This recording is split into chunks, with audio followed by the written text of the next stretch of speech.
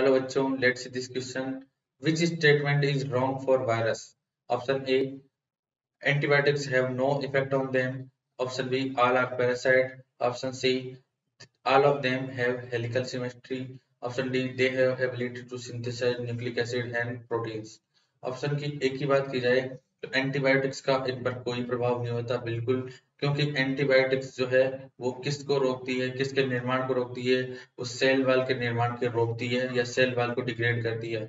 और वायरस में cell wall होती ही नहीं है, तो सेल वाल पर अफेक्ट होता है एंटीबायोटिक्स का।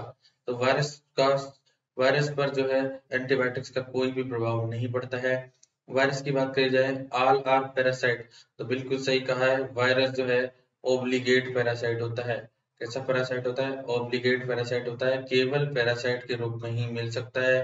अन्य टाइप का जो न्यूट्रिशन है इसमें नहीं मिलेगा, ये हेट्रोट्रोपिक नहीं होंगे, केवल केवल जो है ये पैरासिटिक न्यूट्रिशन को शो करेंगे, केवल ये होस्ट के अंदर ही जीवित रह सकते हैं। All of them have helical symmetry, तो सब में हेलिकल सिमेट्री नहीं होती है, केवल किस में होती है?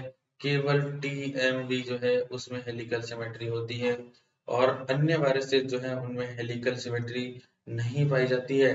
तो हेलिकल सिमेट्री सभी वायरस में हो ऐसा बिल्कुल जरूरी नहीं है। तो ये ऑप्शन जो है वो इनकरेक्ट है।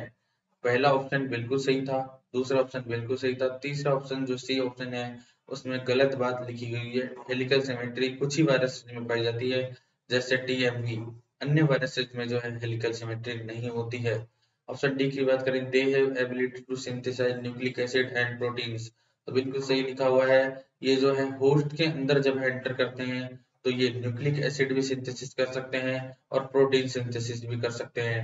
अर्थात इनमें जो है रेप्लिकेशन, ट्रांसक्रिप्शन और ट्रांसक्रिप्शन इनके जीन्स में होता है, लेकिन सिर्फ कहाँ होता है? लेकिन जो है होस्ट के अंदर होता है। होस्ट के बाहर रहकर जो है ये रेप्लिकेशन, ट्रांसक्रिप्शन और ट्रांसलेशन की जो प्रोसेस है उसे नहीं दोहरा सकते। उसे सिर्फ और सिर्फ कहाँ दोहरा सकते हैं? होस्ट के अंदर। तो ये हमेशा खुद को रेप्लिकेट करने के लिए, खुद का रिप्रोडक्शन करने के लिए होस्ट का सहारा लेते हैं, इसलिए ये ओब्लिगेट पैरासाइट माने जाते हैं। तो ऑप्शन डी जो है वो भी करेक्ट स्टेटमेंट है। इस तरह से जो है हमें रॉन्ग स्टेटमेंट ढूंढना था, तो रॉन्ग स्टेटमेंट ऑप्शन सी है, और हमारा आंसर जो है वो क्या होगा? ऑप्शन सी होगा। Best of luck.